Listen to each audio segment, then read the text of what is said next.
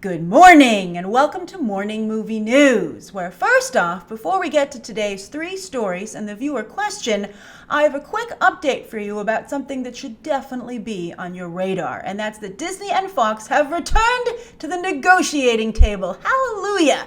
Yes, it seemed almost cruel a few weeks ago when it was announced that Disney had considered buying Fox's entertainment divisions, only to then decide against it. But now I guess Disney was like, that was a good idea, and everyone was really into it. Maybe we should buy it. Although now they're supposedly competing with Comcast for the purchase. Although Disney has so much Mickey money to spend, I suspect if they want it, it's theirs. And even more exciting is the news that we should have an answer soon about this, as Disney is expected to make a decision by the end of the year, which is just a few short weeks away. Now that's all the new information that there is, so that's why it doesn't get its own section here or its own video. But when the potential deal was first announced, I did make a whole video on it, and I'll put a link down below in the video description where you can check that out, talking about how this is a good decision for Disney from not only consolidating the Marvel properties, but getting the Avatar movies after, of course, they just built an entire Avatar land in their Animal Kingdom. One little thing I did want to add here, though, which came out of my conversations with many of you yesterday. I did the Skype calls. I did a round of Skype calls after hitting 40,000 followers on Twitter. I had so much fun talking to about 30 of you. But one of you had said, because this was, this story developed over the weekend, and one of you had said, well, what about Deadpool? How on earth would Disney do Deadpool? I think they might have to, I don't know. I think the fan outrage would be so horrible for them to water it down that out of that question came, my thought that potentially they would have a Fox division over at Disney, or they would rebrand it in some way, much like they used to have Touchstone, where they could have a little bit more adult content. And perhaps that's even one of the reasons they're interested in acquiring Fox, because Disney feels, that's maybe one area that they are not in. Well, it's actually one area they're definitely not in. The question is, do they want to be in that space? And that's the slightly more adult space. I don't know. As things get a little bit more adult across the board, people loving R-rated superhero movies, this would be a way for Disney to enter that arena without having to hurt the Disney brand. I think it's a fabulous idea, and we will talk about it for sure if and when the deal actually does go through. All right, so let's get to today's stories. Now, the first one actually has to do with Fox, and it's fascinating to think there will be no more 20th Century Fox, at least when it comes to movies, right? It's like a whole studio said, making movies is too hard. And they are indeed having a very difficult time over there. Not only did they have a problem with Josh Trank on Fantastic Four, but now Bryan Singer is a horrible problem. In fact, one of you, Kevin Haynes, wrote me about this over the weekend, and that's that Bryan Singer, who's currently making Bohemian Rhapsody, the story of Freddie Mercury of Queen. We've seen some stills from that. It's looked fabulous. Well, lo and behold, it's a very troubled production, and it's gotten to the point where Bryan Singer has not returned to set after the Thanksgiving break, and Fox has had to put the film on hold while they search for someone to step in and finish and to complete the movie. Shocking. Now, it was also revealed that throughout production, Bryan Singer and his star, Rami Malek, have not been getting along, and that he has not showed up other times to set. He's been late and sometimes just has not shown up at all, and the cinematographer on the film had to step in and direct that day. Now, he's claiming, Bryan Singer and his management are claiming health issues. However, I mean, they're doing that, I think, so that you can't fault them. You're like, what? Bryan Singer has a health, and it's very vague. It's health issues, and he says, have to do with my family. And so I think that buys him maybe a little bit of time. And, someone might be like, well, you can't question if someone says they have health issues. Well, you can, because it turns out that Bryan Singer has done this before, being no-shows on both X-Men Apocalypse and Superman Returns. But that was never made public.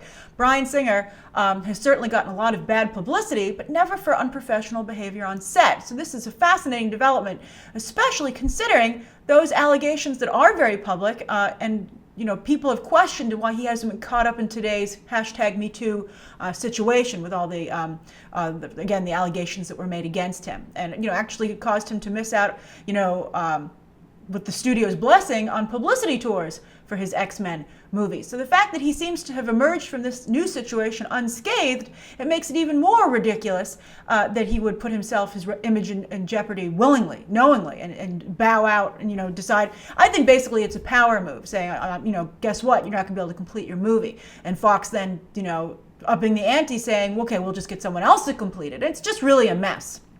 And I think it also maybe shows a little bit of Bryan Singer's ego and the fact that he feels that he could do this and get away with it, and that there wouldn't be ramifications not only within this film itself, but for his career forever going forward.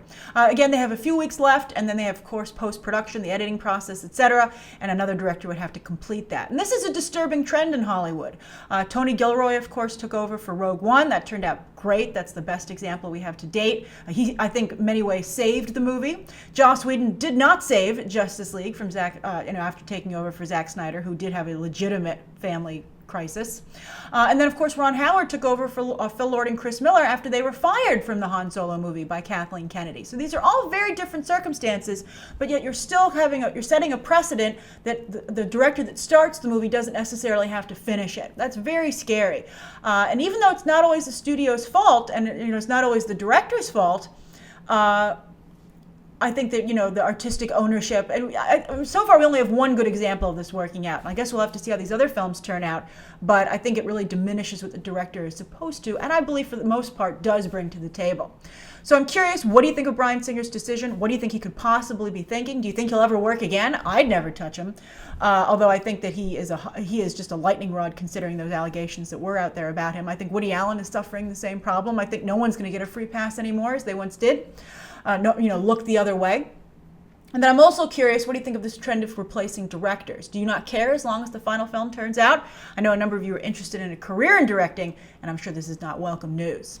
All right, so the second story of the day is about Harley Quinn, and you'll recall that recently we talked about the animated series that they're working on for the DC streaming service, and that Margot Robbie was going to be asked to voice the character. And I said I think that was because they really want just to get Margot Robbie as Harley Quinn back on screen in any way they can. And it seems that is definitely the case, as it was revealed that in an effort to get her back on screen, there is not one, not two, not three, but 4 Harley Quinn movies in the works over at the DCEU. I think that's really kind of a sign as to what a mess it is over there, and that they have no master plan. They don't have any plan. And we'll see which movie moves ahead. These all seem pretty good to me, though, to be perfectly honest. And I have a theory. I think it's actually just 3 movies in development. So anyway, there's Suicide Squad 2, which has been confirmed that Harley Quinn will appear in. The Gotham City Sirens movie that she's supposed to be making with David Ayer. The Joker and Harley movie with her focus director writers, Fuqua and Rekwa. Fakara and Rekwa. And then she revealed to MTV while doing publicity for I, Tonya that she's working on yet another Harley Quinn movie. But here's where things get weird. She said that she wants to do another Harley Quinn movie, and then Harley needs her girls. And that was something that she said on the Suicide Squad set, and that from her research of the character, it seemed pretty clear to her that Harley Quinn loves to interact with other women. And I think that's great. I think that's great that Robbie did the research, and I think it's great that she picked up on that, because that is indeed a very important part of the Harley Quinn character, particularly her relationship with Poison Ivy. So that just sounds like Gotham City Sirens, though, right? I mean, it's like Harley and a gang of her, and Margot Robbie said her girl gang. Yeah, that's Gotham City Sirens, where she teams with Poison Ivy and Catwoman. So I suspect that this 4th Harley Quinn movie is actually a way to get around David Ayer, and he might have contractual involvement in the Gotham City Sirens movie, but if they call it something else, they don't have to use him. And I think that would be a very smart move and a very clever, sneaky move. Good for you, Robbie, on her behalf. I think this is a very important moment in Margot Robbie's career. We'll see if she can, what she's going to become. Will she just become will just be like a cheesecake moment, or will she become like a real actress, right? It's very difficult for women to carve out careers in Hollywood. Marilyn Monroe tried to do the same thing, but she was always the most famous, of course, for her cheesecake persona. Charlize Theron has tried to do some interesting things, but I think has had some real ups and downs. And also, I often compare Margot Robbie to Michelle Pfeiffer, and Catwoman, equally popular, but yet never returned. They were considering making a Catwoman standalone movie, although from what I've read of it, it just does not sound like a good idea. But that character never came back, which just seems ridiculous, I'm sure, to anyone. And so we'll see what happens with Harley Quinn, because I think there's a similarity between the two actresses. And interestingly enough, Michelle Pfeiffer tried to become a serious actress, but that didn't really work out for her either. I mean, she's staging a bit of a comeback right now, which is very exciting. But despite doing some really interesting movies and taking some really interesting risks, and I think in large part, delivering on those, she disappeared for a very long time from the movie business. It's tough out there. So we have Wonder Woman returning in 2019, and then who knows when Harley Quinn will return. But I think clearly DC's most popular characters are women in the movie business, and that's very interesting. All right, so the third story of the day is about Rashida Jones, hot off of her Pixar comment where she said that, John Lasseter didn't harass me, but I will say that women and people of color have absolutely no creative voice or very limited creative voice at Pixar. Ouch! But Rashida Jones has moved on to a new project with Kerry Washington, which they'll co-produce, and Jones will direct. And that is an adaptation of the Boom Studios comic book, and they have a deal over at Fox, so this is going to live at Fox. Or Disney. Disney, I think, would love this. And that's Goldie Vance, which is about a 16-year-old mixed-race girl who dreams of being an in-house detective at a historic Miami resort and finds herself solving crimes as she tries to build her reputation. They would like this to be an ongoing series. I think something like Diary of a Wimpy Kid, but maybe a little bit more high profile. But that sounds pretty good to me. And it's interesting, this would be the second recent movie to push mixed race families and particularly female heroines. The other one would be A Wrinkle in Time from Ava DuVernay starring Storm Reed. And I think that's fabulous. More and more families, of course, are mixed race, mixed and having children who are mixed. And I think that it's great to see that representation on screen. However, I think we have to note that this continues to be a focus on lighter-skinned women of color. And Lupita Nyong'o still can't get work. I mean, she's in Black Panther, thank goodness, but she's having a really hard time. And she won an Oscar. Taraji P. Henson has talked about how difficult it is. Janelle Monáe, for all the talk about how fabulous she was in Hidden Figures, and she was fabulous, she's struggling to get more work. You would think she would have been signed for something by now. And then Viola Davis, of course, just recently finally won that Oscar, and she's done some exciting things, but I think she still doesn't have the career that you would think that she would have if she had maybe lighter skin or was a white actress. It's really a shame. Viola Davis has Widows coming up in 2018, Steve McQueen directing. I hope that does something for her. So I think this is great, but I think you already have, we'll see how A Wrinkle in Time does. But I guess I haven't read the comic. I don't know how integral it is to the story that she be a mixed race girl, but it would be nice to see some stories spotlighting children of color who have darker skin. It's important, again, representation and what's considered more desirable and attractive, and what the ideal is, I guess, is the best way to put it. All right, so those are the three stories of the day, and I have a question from Neil Varma. So Neil says, "Hey Grace, not being a hater or sarcastic, but I have a question." Totally understand, Neil. Okay, so Neil says, "You said that the Amazon designs in Justice League were objectifying." Parentheses, I agree, says Neil.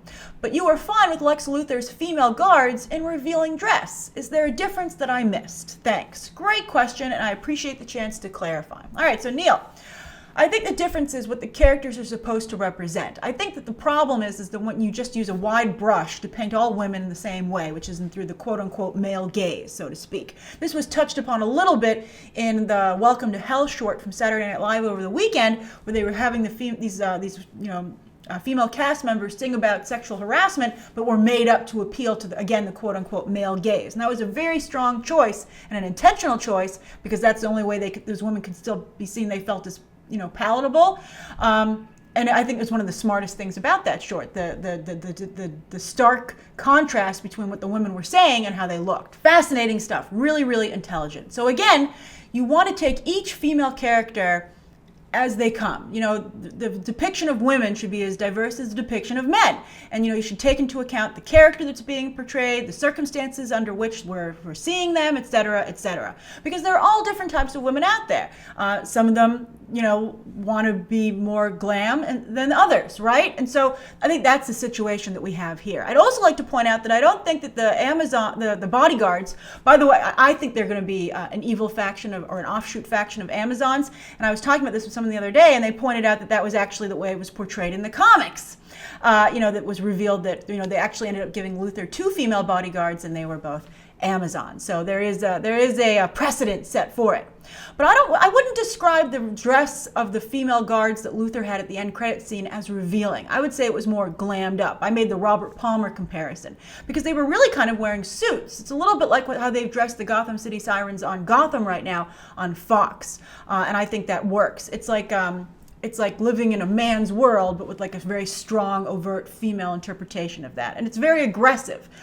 So I think that's important. And also, how are the characters glammed up? Are they glammed up for the male eye, the female eye, both, etc.? Again, it's complex. But so I wouldn't just classify. I mean, they weren't looking like a bunch of hookers standing on Luther's boat. You could very much tell that they were bodyguards that meant business. And so that was an important, as soon as you looked at them, you could visually tell they were female bodyguards. And that's incredibly important. I think I would have had a real problem if they looked like a bunch of hookers, and then Luther goes, well, these are actually my hookers/bodyguards. And you'd be like, come on. So that would be the problem.